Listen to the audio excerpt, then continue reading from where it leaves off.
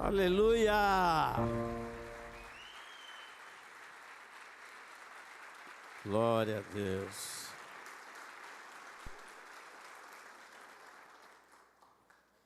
Obrigado, Val, pelo testemunho. Que o Senhor continue prosperando os seus dias. Porque quem não testemunha, rouba a glória de Deus. Nós precisamos testemunhar, precisamos contar, precisamos espalhar tudo aquilo que Jesus tem feito nas nossas vidas. Mas eu já quero convidar você a abrir a sua Bíblia, por favor, Atos 4, no versículo 13. Quem ama, anda junto e vive em comunidade. Todos nós nos relacionamos com pessoas. Todos nós precisamos das pessoas para nós irmos em frente nessa caminhada. Mas nós precisamos tomar cuidado com quem nós nos relacionamos. Porque os relacionamentos, eles podem nos colocar para baixo ou nos levantar. Ele pode te curar, ou ele pode até te trazer um câncer, como nós conhecemos em algumas situações, um mal que pode te levar para baixo. Os relacionamentos podem te fazer uma pessoa melhor ou pior. Tem alguns especialistas que dizem que nós somos a média das 5, outros falam que até 10 pessoas com quem nós nos relacionamos. Como são os seus relacionamentos? Você é uma pessoa fácil de se relacionar? Você, na hora das crises, tem para onde correr? Tem alguém para te abraçar? Os relacionamentos são fundamentais para uma vida saudável. Seja no trabalho, no casamento, com os amigos, na célula, no nosso meio da igreja, são fundamentais. E nenhum meio virtual substitui o contato pessoal. Nenhum meio virtual substitui o contato pessoal. Nós vimos isso e experimentamos isso há algum tempo atrás. Ainda estamos finalizando uma pandemia. Precisamos ainda tomar os cuidados. Precisamos estar atentos, mas quando veio o isolamento, o que aconteceu? Casamentos se encerraram. Relacionamentos com Cristo foram rompidos. E as pessoas foram se afastando uns dos outros. Mas nós vamos ver hoje pelo menos 3 lições para nós podermos melhorar, crescer, edificar. E vocês vão ver que tem tudo a ver com aquilo que nós ouvimos nesse testemunho. Atos 4, no versículo 13, ele diz assim: vendo a coragem de Pedro e de João, e percebendo que eram homens comuns e sem instrução, ficaram admirados e reconheceram que eles haviam estado com Jesus. E como podiam ver ali com eles o homem que fora curado, nada podiam dizer contra eles. Assim ordenaram que se retirassem do sinédrio e começaram a discutir, perguntando: que faremos com esses homens? Todos os que moram em Jerusalém sabem que eles realizaram um milagre grande, notório, que não podemos negar. Todavia, para impedir que isso se espalhe ainda mais no meio do povo, precisamos adverti-los de que não falem com mais ninguém sobre esse nome. Então, chamando-os novamente, ordenaram-lhes que não falassem nem ensinassem em nome de Jesus. Mas Pedro e João responderam: julguem os senhores mesmo se é justo aos olhos de Deus obedecer aos senhores e não a Deus. Pois não podemos deixar de falar do que vimos e ouvimos. Depois de mais ameaças, eles o deixaram ir. Não tinham como castigá-los, porque todo o povo estava louvando a Deus pelo que acontecera. Pois o homem que fora curado milagrosamente tinha mais de 40 anos de idade.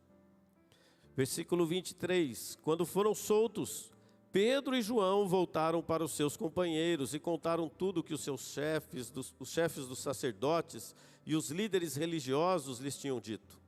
Ouvindo isso, levantaram juntos a voz a Deus, dizendo: Ó soberano, tu fizeste os céus, a terra, o mar e tudo que neles há. Tu falaste pelo Espírito Santo por boca do teu servo, nosso pai Davi. Porque se enfurecem as nações e os povos conspiram em vão, os reis da terra se levantam e os governantes se reúnem contra o Senhor e contra o seu ungido. De fato, Herodes e Pôncio Pilatos reuniram-se com os gentios e com o povo de Israel nesta cidade para conspirar contra o teu santo servo Jesus, a quem ungiste. Fizeram o que o teu poder e a tua vontade haviam decidido de antemão que acontecesse. Agora, Senhor, considera as ameaças deles e capacita os teus servos para anunciarem a tua palavra corajosamente. Estende a tua mão para curar e realizar sinais e maravilhas por meio do nome do seu santo servo Jesus. E depois de orarem, tremeu o lugar em que estavam reunidos, e todos ficaram cheios do Espírito Santo e anunciavam corajosamente a palavra de Deus.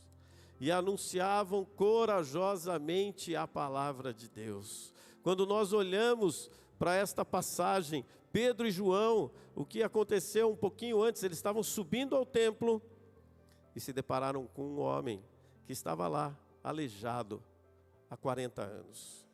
Algumas versões dizem que é desde nascença que esse homem estava lá. E eles oraram e este homem foi curado.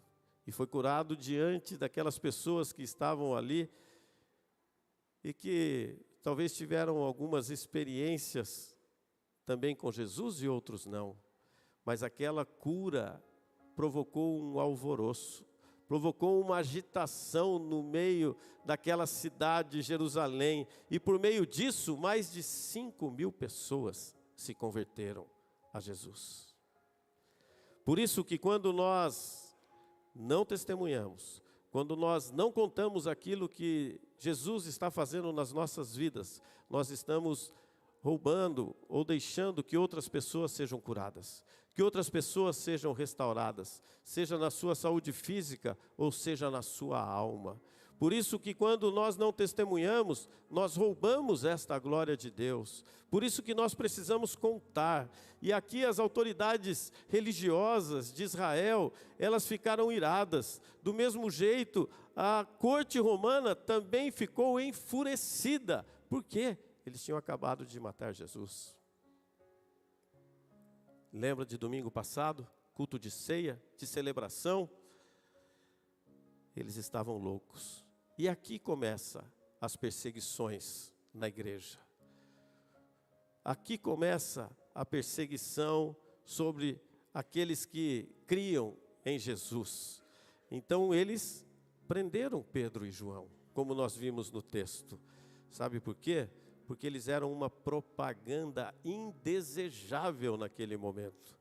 Porque eles iam continuar falando de Jesus. E isto fica claro no texto quando nós lemos ali: a quem eu devo obedecer? Eu vou obedecer a este Deus, eu vou obedecer a Jesus. E para intimidá-los, qual era o castigo na época? Prisão e açoites. Prisão e muita surra, para ver se as pessoas obedeciam. Mas o que aconteceu com Pedro e João? O que eles fizeram? Vamos lá para o versículo 23. E aqui é a primeira lição da noite que nós vamos aprender o que é viver em comunidade. Nós vemos aqui que eles foram ao encontro dos seus irmãos de fé. Quando eles saíram da prisão, eles não foram para o hospital, eles não foram para casa, mas eles foram ao encontro dos seus irmãos de fé. E por que eles foram ao encontro dos seus irmãos de fé? Porque eles sabiam que lá eles seriam acolhidos, porque eles sabiam que lá eles seriam abraçados, porque eles sabiam que lá eles poderiam receber amor, carinho, atenção. E é claro que eles estavam muito machucados e humilhados, pois eles eram normais. mas eles sabiam que lá era tudo diferente. E a questão aqui, nessa primeira lição é, quando você está em crise, quando a crise bate aí na sua porta, quando chega uma situação difícil até você, para onde você corre? Para onde você vai? Quem te recebe? Quem te acolhe? O que você tem feito no momento da dificuldade, no momento da luta, no momento da adversidade? Aonde tem sido o seu porto seguro? Nós vemos que o que o inimigo quer é exatamente aquilo que quase aconteceu com o Val. Ele quis ir para um lado, mas o Espírito Santo já o incomodava lá. Eu não sei o que aconteceu dentro de mim, mas é Deus já trabalhando, é Deus já movendo, é Deus já trazendo, é Deus trazendo para cá. Sabe por quê? Porque a função de Satanás, a função do inimigo é o quê? Te levar para o isolamento, te levar para um canto que você fique sozinho, tirar você do meio da comunidade, tirar você do meio da igreja, tirar você do meio dos irmãos. O diabo quer nos afastar desses relacionamentos. E isso eu quero dizer que é o inimigo trabalhando na nossa mente, querendo nos deixar de lado. A ideia de isolamento, de não confiar em ninguém, de denegrir a imagem da igreja, ela vem diretamente das trevas. Não vem de outro lugar. E o diabo só vai querer mostrar as coisas ruins de cada pessoa. E muitos abandonam a igreja, as células, o ministério, porque veem defeito em tudo e em todos. E sabe o que acontece logo na sequência? Eu não vou me aproximar de ninguém. Essa pessoa já está cheia de problema, para que eu vou me aproximar dela, trazer mais os meus problemas ainda? Aquele irmão tem problemas demais já, seja no casamento, seja com os filhos, seja no trabalho, seja onde for. Aquele outro, então, cheio de defeitos. Mas, e aquele outro, então, que eu já sei lá dos pecados dele? Isso é o que o inimigo ministra na nossa mente. Mas, na verdade, ou a verdade é uma só, todos nós temos problemas, todos nós temos defeitos, todos nós temos dificuldades, todos nós fomos destituídos da glória de Deus, mas como nós ministramos aqui, mas Cristo, em Cristo, na cruz do Calvário, nós fomos regenerados, nós fomos restaurados, nós fomos renovados, nós fomos fortalecidos, e agora aquele que está em Cristo é o quê? Nova criatura, as coisas velhas já passaram, eis que faço tudo novo. A igreja, amados, nunca foi, não é e não será lugar de gente perfeita. A igreja é lugar de gente que está se aperfeiçoando, de gente que está sendo tratada, de gente que está sendo curada, de gente que tropeçou na vida, de gente que está em restauração. Este é aqueles que estão dentro da igreja. E às vezes a gente ouve aí fora, mas você viu o que o fulano fez? Olha, ele não está lá na igreja, ele não está aqui, ele não está lá. É o lugar certo. Aqui é o lugar certo. É o lugar de viver em comunidade. É o lugar de nós nos aperfeiçoarmos uns com os outros. É lugar de crescimento. Por isso que lugar de gente perfeita é num lugar só, no céu. Porque enquanto nós estivermos aqui, nós vamos estar em aperfeiçoamento.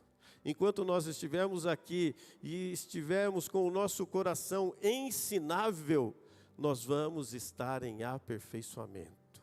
É crescimento em todo o tempo. E é por isso que o inimigo sempre vai tentar te levar aonde? Ao isolamento, a estar fora do corpo, a estar longe da família, te afastar da comunhão. É aí que ele vai querer te afastar. Por isso, nesta noite, volte para a sua família de fé.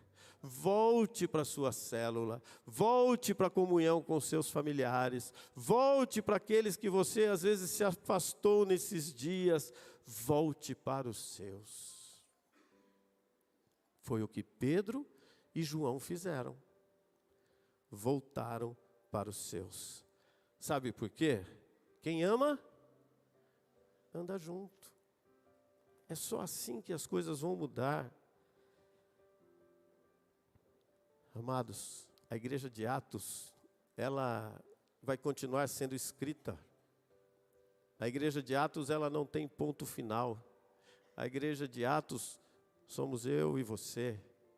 A igreja de Atos, ela vai continuar indo e indo até a volta de Jesus. Por quê? Porque é assim que nos mostra a história. Porque Jesus é o fundamento.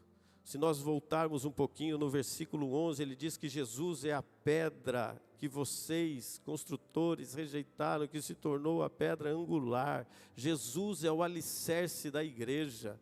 E quando Jesus é o alicerce, você pode saber que todas as coisas você pode construir em cima disso, que elas não vão desmoronar, que elas não vão cair, elas vão ficar muito bem estabelecidas. Então a primeira lição desta noite é: vá ao encontro dos seus irmãos de fé. Volte para a sua célula, volte para a sua família, restaura esses relacionamentos, corrija-se diante dessas coisas. E no versículo 23 ele continua ainda com a segunda lição: compartilhe a sua dor. Compartilhe a sua dor. Como assim, pastor, compartilhar a dor? Abra o seu coração. Conte tudo o que está aí no seu coração, mas conte para gente madura. Conte para o líder da sua célula. Conte para os seus pastores. Lembrando sempre, homem se aconselha com homem, mulher se aconselha com mulher, casais se aconselham com os casais. Sempre nesta pegada, nesse ritmo. Quando você busca um pastor, quando você busca um conselheiro, quando você abre o seu coração, quando você conta tudo como realmente aconteceu na sua vida, nós ficamos leves. Nós tiramos aquela coisa ruim de dentro de nós. Pastor, vai dar certo isso? Não sei. Pode ser que sim, pode ser que não. A única certeza que eu tenho é o que está escrito: na multidão de conselheiros há sabedoria. E nessa multidão, nesses conselhos, o Espírito Santo age. O Espírito Santo trabalha. O Espírito Santo dá a orientação certa, dá a direção segura. Quando a gente abre o coração, nós estamos levando as cargas uns dos outros, um ajudando o outro, um suportando o outro, um dividindo essas cargas. E é aqui que nós vemos no versículo 23 que eles chegaram e contaram tudo o que tinha acontecido com eles. Pedro e João contaram sobre a cura do paralítico, contaram sobre a inveja daqueles homens, daqueles religiosos que estavam lá. Eles falaram das ameaças que eles sofreram, falaram do tempo que eles ficaram presos, mostraram seus ferimentos. Isso é abrir o coração. Mostre as suas feridas. Mostre o que precisa ser curado. Mostre o que precisa ser tratado. Mostre o que precisa ser limpo. Muitas vezes não falamos da nossa dor por causa dos obstáculos que talvez já tivemos nessa caminhada. Talvez de alguns falsos irmãos no nosso meio. Pastor, como assim? Também está escrito. O próprio Jesus falou que o joio cresceria junto com o... Vai ter. Por isso orientamos. Procure pessoas maduras. Converse com quem possa te ajudar. Converse com quem possa resolver o seu problema, ajudar nesse processo. Porque o joio, ele quer nos impedir de nós abrirmos o nosso coração. Estes que estão no nosso meio de querer compartilhar, esse joio quer que nós desconfiemos das pessoas, achando que elas são maledicentes, que elas irão expor as nossas vidas. num certo aspecto, até uma verdade, tudo isso, que tem muita gente imatura. Mas, por causa disso, não deixe de confessar. Por causa disso, não deixe de curar as suas feridas. Tiago 5,16 diz o quê? Para nós confessarmos o nosso pecado a Deus e nós seremos perdoados. E para nós confessarmos os nossos pecados uns aos outros e orar uns pelos outros para nós sermos curados. É promessa, está escrito, é no compartilhar que nós recebemos o acolhimento, a oração e então a cura vem sobre estes processos. É o que fizemos domingo passado, quando nós compartilhamos o pão, quando nós compartilhamos o corpo de Cristo, nós estamos compartilhando amor, compartilhando serviço. Por isso, amados, não desistam de abrir o seu coração. Não importa se você já tenha sido traído e enganado por alguém, mesmo que alguém tenha sido maledicente ou até caluniado você, continue firme nesse propósito, porque no meio da igreja, no meio do povo, no meio dessa plantação, tem muito trigo, e garanto para você que é mais trigo do que joio, eu não tenho dúvida nenhuma disso. Então não deixe de você abrir o seu coração, de você trazer o que você precisa que cure, para você receber esta libertação, proteção e ajuda. Porque quem ama anda junto e vive em comunidade. Quem ama anda junto e caminha abrindo o seu coração. Isolamento não é de Deus. Você se fechar não é da parte de Deus. Não é bom que o homem esteja só. Provérbios 18:1, ele diz assim: quem não gosta de estar na companhia dos outros, só está interessado em si mesmo e rejeita todos os bons conselhos.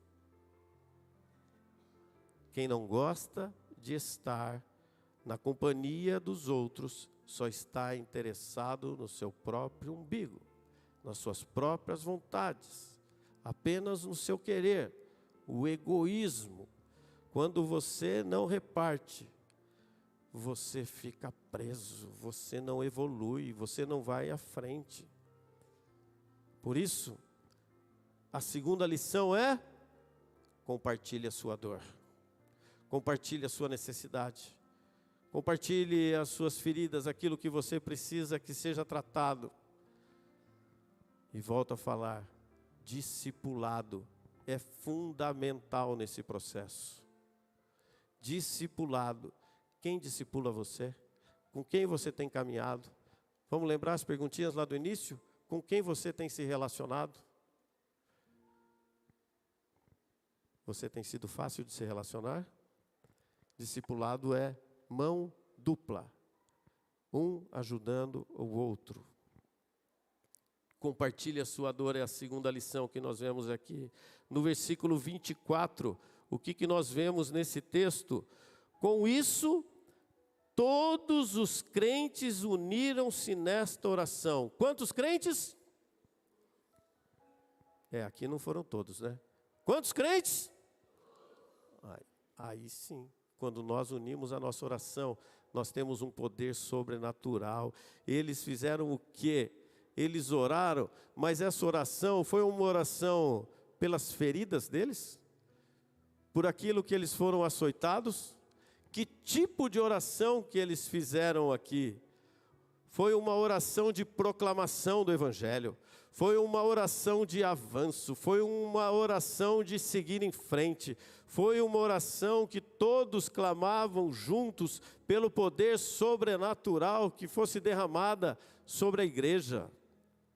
Não foram por eles, foi pelos desafios, foi por aquilo que estava diante do que estava acontecendo sobre eles. Quando você enfrenta as crises, quando você enfrenta as perseguições, quando parece que o mundo está desabando sobre a sua cabeça, o que você faz? Quando alguém talvez possa falar mal de mim ou de você, o que você faz? O que esses homens fizeram? Foram lá pegar espada, escudo, foram lá colocar uma armadura sobre eles e fazer justiça com as suas próprias mãos? Foi isso que eles fizeram? O que eles fizeram? Oraram. Colocaram as dificuldades, as lutas diante de Deus. Eles oraram. Em meio a essas lutas, nós não podemos desanimar. Nós não podemos se isolar, mas nós temos que estar juntos em comunidade e orar juntos e colocar aquilo que nós precisamos diante de Deus, sabendo que é Ele quem vai resolver os nossos problemas. Quando nós olhamos para esta oração, nós podemos ver aqui ainda alguns aspectos que fazem toda a diferença para que Deus se manifeste. E aqui eu quero abrir um parênteses neste terceiro ponto. Dedique-se à oração em comunidade. Olha que diferença quando nós oramos da maneira certa. Olha a oração que eles fizeram. Ó Senhor, Criador do céu, da terra, do mar e de tudo que há neles. Olha como eles começam esta oração, reconhecendo a soberania de Deus, reconhecendo a grandeza de Deus, reconhecendo quem Deus é. E quando nós oramos assim, reconhecendo quem Deus é no processo, quando nós louvamos o nome dEle, quando nós adoramos o nome dEle, as coisas já começam a se mover, as coisas já começam a caminhar de um jeito diferente, já começa a mover o céu chegando à terra. Então o primeiro aspecto que a gente vê aqui já nessa oração é: reconheça quem Deus é, diante da luta, da adversidade, da dificuldade que você está passando. Reconheça a grandeza de Deus, o Criador de todas as coisas. E ele continua dizendo aqui no versículo 25, o Senhor falou há muito tempo pelo Espírito Santo, através do nosso antepassado, o rei Davi, seu servo, dizendo: por que as pessoas sem Deus se enfurecem contra o Senhor, e as nações descrentes planejam suas pequenas conspirações contra o Deus Todo-Poderoso? Os reis da terra se unem para lutar contra ele, contra o Filho de Deus, ungido por ele. Este segundo ponto desta oração específica dele é reafirmação daquilo que estava escrito. Eles sabiam o que estava escrito.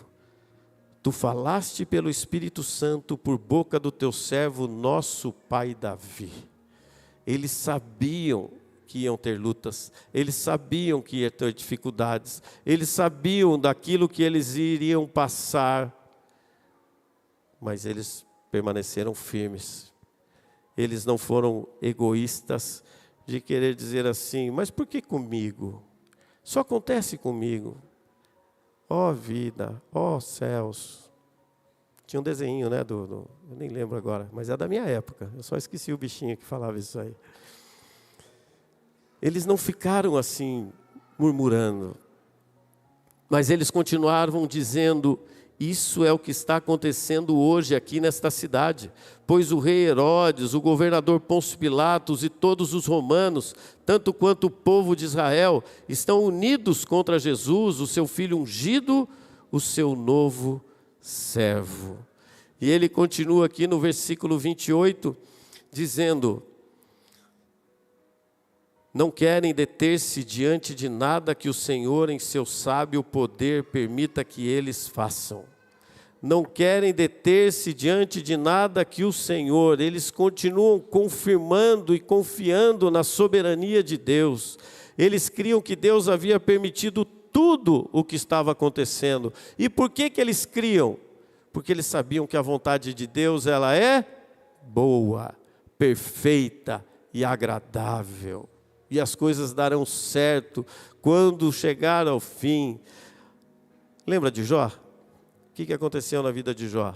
Até o diabo teve que o quê? Pedir permissão para Deus para tocar nele. Nada foge do controle de Deus. E os discípulos criam da mesma maneira. Os discípulos tinham essa certeza. Enfrentando a tribulação que fosse, a dificuldade que fosse, eles não murmuravam contra Deus. Vamos lembrar aqui o que é a murmuração? Murmuração é oração para Satanás. Murmuração é oração para o inimigo. Quando você ora a Deus, você ora para o lugar certo. Quando você murmura, você está trazendo as coisas ruins para o seu lado. No versículo 29, olha o próximo ponto aqui desta oração que faz toda a diferença para nós recebermos tudo aquilo da parte de Deus. E agora, ó Senhor, preste atenção às ameaças deles, com coisa que Deus não estava vendo, com coisa que Deus não sabia, né? Ó Senhor, presta atenção nas ameaças deles e conceda aos seus servos grande coragem em sua pregação. Os discípulos fizeram o quê? Entregaram a situação nas mãos de Deus. Entregaram toda a luta, toda a dificuldade. Deixa Deus cuidar do seu problema. Deixa Deus cuidar desta luta que você está passando. Deixa Deus cuidar deste furacão que talvez você esteja passando aí nesses dias. Não adianta fazer justiça com as próprias mãos. Não adianta você ou eu pensar que nós vamos dar uma mãozinha para Deus. Deus sabe de todas as coisas, Ele conhece todas as coisas e Ele é a nossa justiça. Um dos nomes dele é: o Senhor é a nossa justiça. Por isso é Ele quem vai resolver. Ele é o nosso advogado.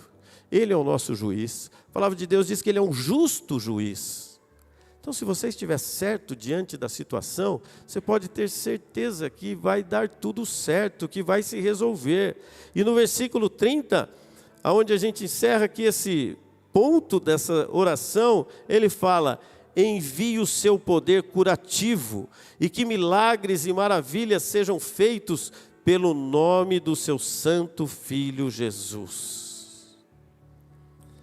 Eles não oraram para ser curados, mas para que Deus curasse os outros.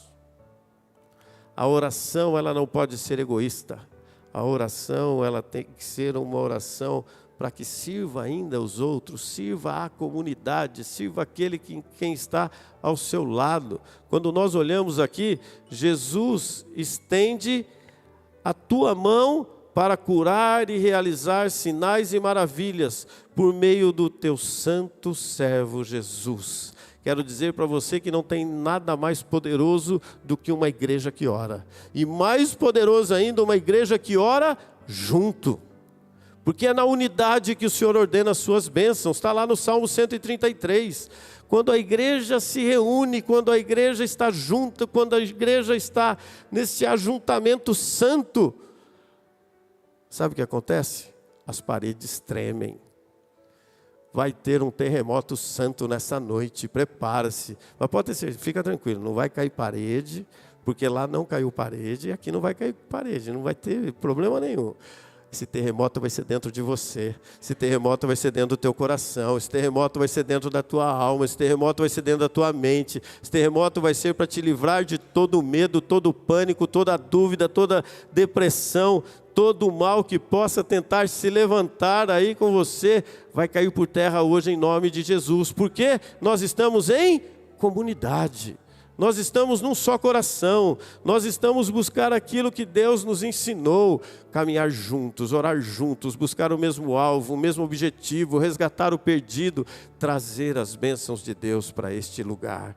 E assim será nesta noite, e do mesmo jeito que nós vemos aqui no versículo 31, depois dessa oração, o prédio onde eles estavam reunidos foi sacudido. O que quer dizer isso? É Deus respondendo às orações deles. Você vai ser sacudido hoje em nome de Jesus. Quero convidar o Ministério de Louvor aqui para cima, porque nós vamos adorar, nós vamos orar, nós vamos ao encontro dos nossos irmãos. Nós falamos a respeito disso a semana passada.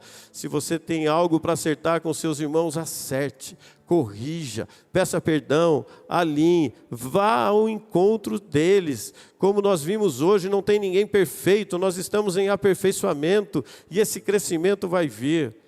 Não guarda a sua dor, não fica aí dentro de você, reparte, traz junto, traz para os santos da igreja, traz para aqueles que possam te ajudar, fazer a diferença. E o meu desejo vai ser um terremoto santo. Preparem-se, que nós vamos experimentar isso agora em nome de Jesus. Quero convidar você a estar de pé, para que nós venhamos orar, para que nós venhamos clamar, para que nós venhamos chamar o Espírito Santo, para que venha com um batismo novo. Você que não foi batizado com o Espírito Santo ainda, peça por Ele, clame a Ele agora, ore a Ele, fazendo que este movimento ele aconteça e que nós possamos sair daqui como Pedro e João, corajosos, corajosas, ousados, sem timidez, avançando, rompendo, pulando e quebrando aí barreiras, seja o que for que você precisa vencer hoje, seja corajoso, seja corajosa. Ah, pastor, mas eu não conheço a Bíblia toda, eu não sou formado em nada. Olha o que o texto diz, Pedro e João, evidentemente eles eram homens simples e sem cultura. Então isto não é desculpa para você falar de Jesus, contar de Jesus. Conta a sua história. Eu já consigo ver quantas dezenas e centenas de pessoas se converterão pelo testemunho do Val, por ele ter contado. Dezenas e centenas de pessoas pelo testemunho da Laila, que foi contado. Dezenas e centenas de pessoas do testemunho que nós contamos do meu pai. Dezenas e centenas e milhares de pessoas serão curadas quando nós testemunhamos, quando nós declaramos, quando nós trazemos à existência estas coisas que virá à luz em nome de Jesus. Amém, amém. Adore ao Senhor, adore ao Senhor, glorifique a Ele agora e começa a orar, pedindo, faz mais, Senhor, faz mais na minha vida, faz mais no meu coração, começa por mim, Pai, começa por mim. Nosso amigo Santo Espírito,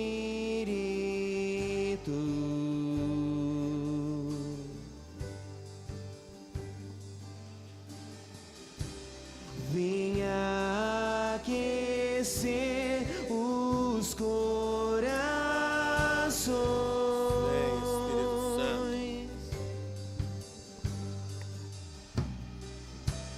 Vem com cura e todo o seu poder.